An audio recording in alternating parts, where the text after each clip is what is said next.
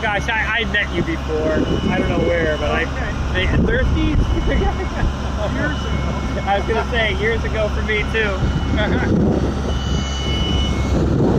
My kids are gonna love this. Oh, well, good. Again, talk to John and the manager he has. Yeah, and yeah, we're taking care of everything. Don't have to worry about it. Okay, you know what? I want to get something here. Sure.